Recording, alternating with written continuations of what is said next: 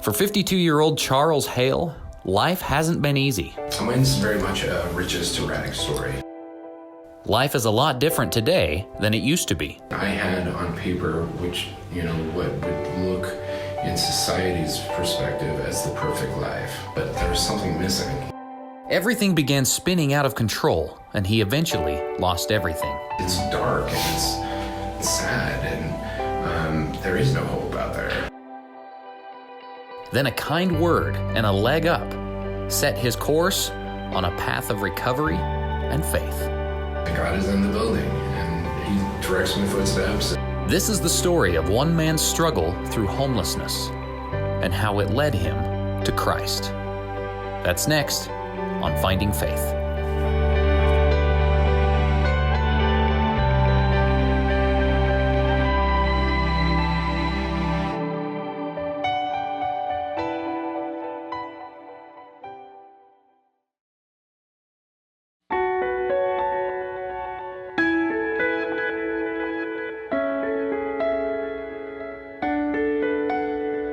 The front steps of the Idaho Falls Rescue Mission, a homeless shelter among other things, is not the destination Charles Hale had in mind for himself when he walked through the door 3 years ago as a 49-year-old man. Just 3 months prior, he'd moved to Island Park to get a fresh start in life. He'd been living on the streets of Phoenix, Arizona for 4 years after his wife had filed for divorce in 2014.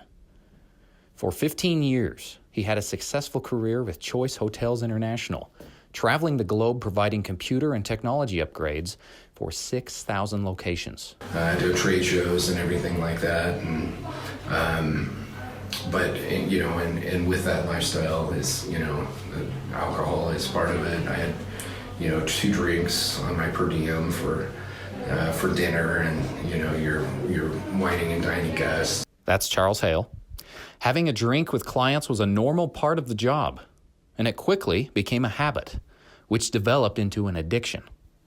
Hale eventually started using cocaine and meth as well. Over time, he became dysfunctional and ultimately lost his job. Around this same time, Hale's father died, and that caused Hale to continue his downward spiral. Hale's wife later kicked him out of the house, cutting him off from their 3 boys. And I floundered there for a while, looking for help and a way back. But the whole time I was fighting, kind of my own pride, thinking, man, I can do this myself. I don't need any help. And I found it really, really difficult. Hale now had no contact with his family, and surviving on his own merits became his new goal. After 4 years, though still deep in the throes of his addiction, he managed to get a job renovating the Chalet restaurant off U.S. Highway 20 in Island Park. This was the opportunity Hale felt he needed to prove he could make it on his own. And that's when Hale's life took another tragic turn. After 3 months on the job, the Chalet was completely destroyed in a fire in January of 2018. Firefighters weren't quite sure what caused it, but they told us at the time they thought it might have been soot buildup inside a wood stove or the chimney. No one was injured, but the building had an apartment Hale had been staying in, and he was once again homeless and unemployed. A Google search led him to the Idaho Falls Rescue Mission. With nothing else to lose, Hale finally surrendered and checked himself in. Tyler Perkins, the executive director of the Idaho Falls Rescue Mission, says homelessness is an ongoing problem in Idaho Falls, and the nonprofit serves people from all over the globe because of its proximity to Yellowstone National Park and other tourist attractions. He says the onset of the COVID-19 pandemic last year, combined with all the business growth, is contributing to the rise in homelessness. People flooding into Idaho Falls that literally wanted to come to Idaho Falls and stay at the homeless shelter. That was the reason for coming here. So there is a growing problem, and it's rapidly expanding, and so the mission's just trying to gear up to expand and meet the needs. One reason for the surge of people at the Idaho Falls Rescue Mission is because it's more than just a homeless shelter. It offers a variety of services for those who are struggling, including a recovery program for drug addicts. something Hale was looking for when he showed up in January of 2018. When I showed up here and they asked me if I could pass a UA, I was like, you could lie and say yes, but no, I'm going to be completely honest, which is something, that hadn't been part of my repertoire up to that point. I'd been hiding my addictions. I'd been living these other lives, but I'm just going to come out here and be completely vulnerable and tell them everything. And so when they said, can you pass a UA? I was like, no, I couldn't. I would need about 4 days. And they said, no problem. You're in a great place. Let me just make a call over the crisis center. We'll get you over there. And then when you get done there, detoxing, you can come back here and we'll have a bed for you. And so for somebody to give me just that little ounce of hope, it was just amazing. I lost it right there. I'm just bawling. The 6-month program proved to be just what Hale needed to get control of his addiction and get his life back. There was a strong spiritual aspect to it, which Hale resisted at first. I gave it an honest chance. I would come down in the mornings before everybody got up, and I would go into the dining hall and I would read the Bible, and I was open to it. I kind of just made it, this informal commitment with myself to say, okay, let's try this, okay? Mm-hmm. And if tomorrow is better than today, we'll keep going. Now, Hale has a complicated history with religion. He remembers attending the Presbyterian church with his family growing up. 2 of his sisters later converted to other churches after getting married. Watching his sisters go in different directions was confusing to Hale, and he says it gave him mixed messages about his own faith. People had told me, okay, you need to find God, and this is how you do it.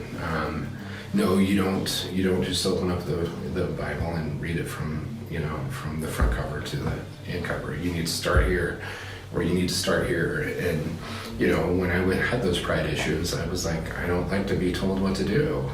But now Hale's perspective was much different. His experiences had brought him to his lowest point, and he was willing to do whatever it took to overcome his addiction, even if it meant reading the Bible cover to cover. He remembers reading the story of Job and describes it as an aha moment for him. And I was like, oh my God, I thought I had it bad, Yeah. There's someone else who, who am I now to complain, Right. And I was like, and that one, and then it was done. It's all over, Yeah. And then I was like, okay, I'm gonna keep going on this.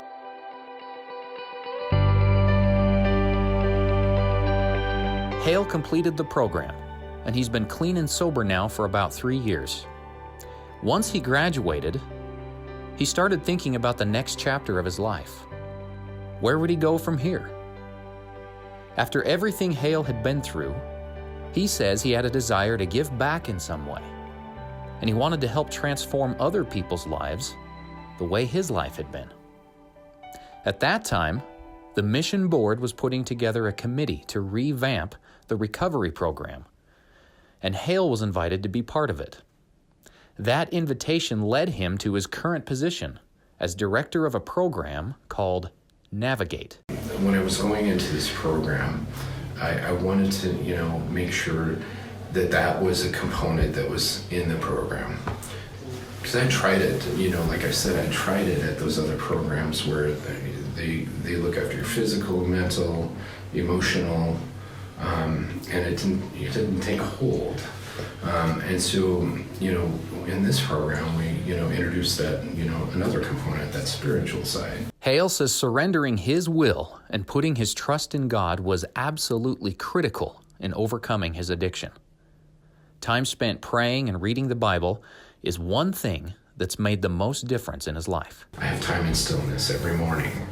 I read a devotion, and I spend time in the Word, and that sets the tone for my day. Another thing that's made a big difference for him is meeting Aaron Engstrom. Engstrom is one of the first people to enroll in the Navigate program. I came into the mission February 5th of 2020. I was an opiate addict for a long time. That was Aaron, by the way. Engstrom is originally from Iowa and was introduced to drugs as a kid. He broke his leg in a motorcycle accident in 2015, resulting in multiple surgeries. The medication resulting from those surgeries only made his addiction worse. He ended up moving to San Francisco, California, where he lived in a roach-infested apartment for about 3 months. Engstrom says it was about the size of a closet and cost $900 a month. He wound up on the streets, living day to day trying to scrounge up enough money just to get his fix. That lasted about 2 years. He later moved to Bozeman, Montana to live with a friend.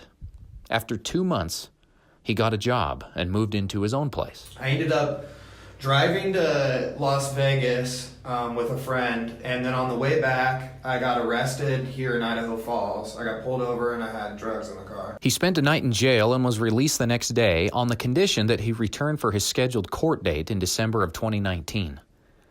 He went back to Bozeman, however, and never showed up. He was arrested in Bozeman the following month and extradited back to Idaho Falls. Once again, he was released with a pending court date after spending a night in jail. But this time, he wasn't allowed to return to Bozeman. With no ties to Idaho and nowhere to go, a woman at the courthouse recommended Engstrom go to the Idaho Falls Rescue Mission. And that's exactly what he did. Dude, I literally came in here with nothing. I had what was on my back. I got released from jail at Bonneville County, and I walked over here. Engstrom was approved for the Navigate program, and the next 7 months were the most difficult of his life. But he says it was worth it because he has his life back again. When you live in that, addicted, kind of like on the street life, it's not, it doesn't even feel like a progressive amount of time, like a linear amount of time, because your every day is the same. You wake up sick, do whatever you can to get money to get high, and then hope you don't die, and then repeat. And I used to get really bummed out, really depressed, because I could see no way out of that at all. I'm just truly grateful, and this program isn't for everybody, but the people it is for, it is truly life-changing. It's been really amazing. Engstrom says he's learned a lot about God's love for him, and he also feels a desire to help others in similar circumstances. He currently has a temporary job at Idaho Foods in Louisville and is working towards becoming a peer support specialist at the mission. Hale says it's been rewarding to watch Engstrom's transformation, and what they've been through together gives them a close bond. Our motto here is, the necklace that Aaron got me says, is hold fast. Yeah. Oh, okay. And so that's, just no matter what happens, just hold fast. We'll get through it. We'll get through it together, and we're like family now. This is my brother right here. But the story doesn't end there. There's still the matter of Hale's family, whom he hasn't had any contact with since his wife kicked him out more than 6 years ago. Hale started writing letters to his kids every week since the day he checked in to the rescue mission. Those letters received no response for years. But on December 28th, 3 days after Christmas, Hale finally got a letter from his oldest son, Braden, who is now 18. Can I read it out loud? Yeah, absolutely. It says, "Dear Mr. Hale, it has been quite a while. How have you been?" This is your son. He's calling you Mr. Hale. Yeah. Because he hasn't had contact. for, at this point, how long? Yeah, for 5 years. 5 years. Mm-hmm. In the letter, Braden writes about starting college, breaking up with his girlfriend, and many other experiences he's had over the years. But most of all, he expresses his desire for Hale to be part of his life again and to reconnect with him. Thank you for your attention. I very much appreciate a response back whenever possible. Your favorite firstborn son, A. Braden Hale.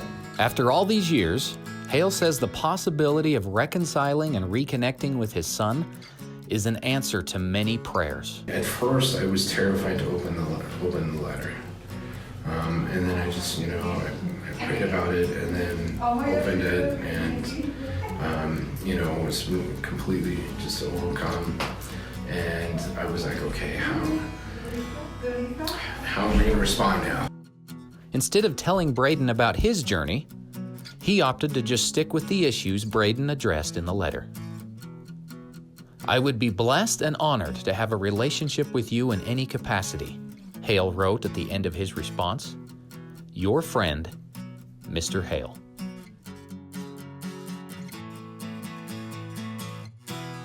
Hale isn't sure when he and his son will reconnect, but he says he has faith that when the time is right, God will bring them together again.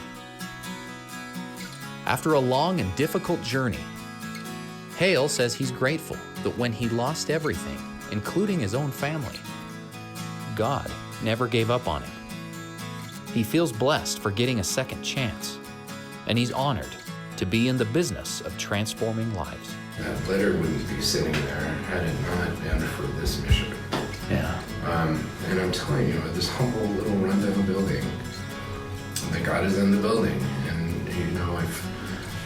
if He directs my footsteps, and I've learned a lot about faith and a lot about trust. For EastIdahoNews.com, I'm Rhett Nelson, and this is Finding Faith.